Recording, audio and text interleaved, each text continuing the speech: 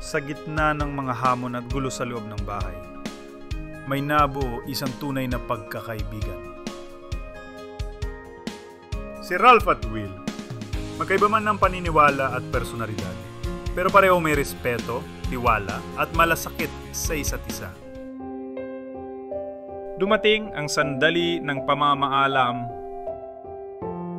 hindi man nabigyan ng panahon para makapagpaalam, suportado pa rin naman talaga ang isa't isa. Pero ang tadhana ay may ibang plano. Dahil sa wildcard, muling nagbalik si Ralph at muling nabuo ang magkaibigan. Hindi mo mapipili kung kailan ka magkakaroon ng tunay na kaibigan. Pero pag dumating siya, ay ramdam mo agad. Kakaiba, totoo, at pangmatagalan. Team Rawi for Big Night.